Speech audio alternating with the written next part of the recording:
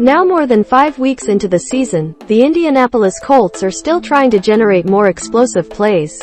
In order to accomplish that, the Colts may need to search outside of their organization. At least that's what Bleacher reports. Kristopher Knox appears to believe. Knox has routinely identified the Colts as a potential landing spot for veteran wide receivers on the trading block early this season. On October 12, Knox argued that the Colts would be an ideal fit for Carolina Panthers wideout Robbie Anderson. The Panthers fired head coach Matt Rhule on October 10. The same day, Fox Sports Jay Glazer reported that after Carolina announced Rhule's firing, teams around the league began inquiring about potential trades with the Panthers. Giving up on the season, Glazer tweeted the Panthers are interested in stockpiling draft picks. Therefore, Anderson could be available, and in Indianapolis, he would add depth to a still thin wide receiver group.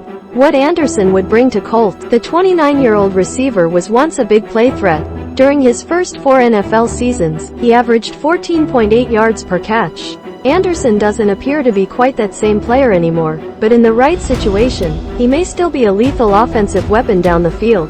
The Colts could use that for several reasons. For one, Indianapolis is ranked 27th in the NFL with 4.9 yards per play. The Colts are also about average at getting the ball downfield. Indianapolis is 16th with a 7.1 yards per pass attempt average through 5 games this season. Anderson was more of a possession receiver during his first 2 years in Carolina, 2020 and 2021. This season, he only has 13 catches, but he's averaging 15.8 yards per reception. Anderson has 206 receiving yards and a touchdown with 27 targets in 5 games. Even the threat of a receiver with Anderson's skill set could help the Colts' running game. Jonathan Taylor has struggled to get going in the last few weeks, as opposing defenses primarily focus on stopping the Indianapolis ground attack.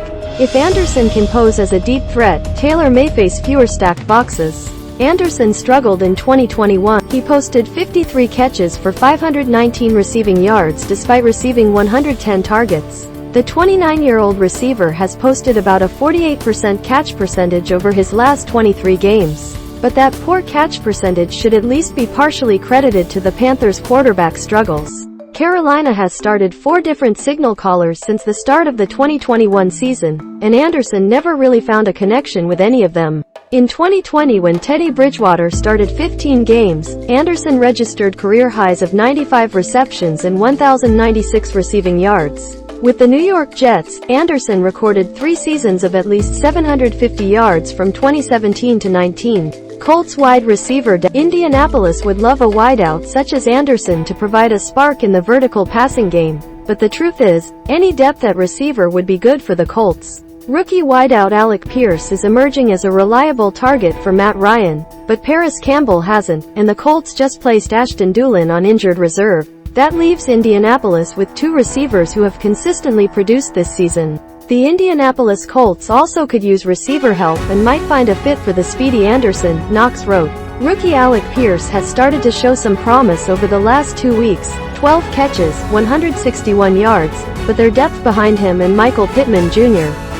is lacked. The Colts offense is averaging a modest 5.6 net yards per pass attempt. Spotrac reported that the Colts have roughly $6.67 million remaining in salary cap space. Anderson has a base salary of just a little more than $1 million, but next season, he's set to count as a $21.7 million cap hit in the final year of his current deal.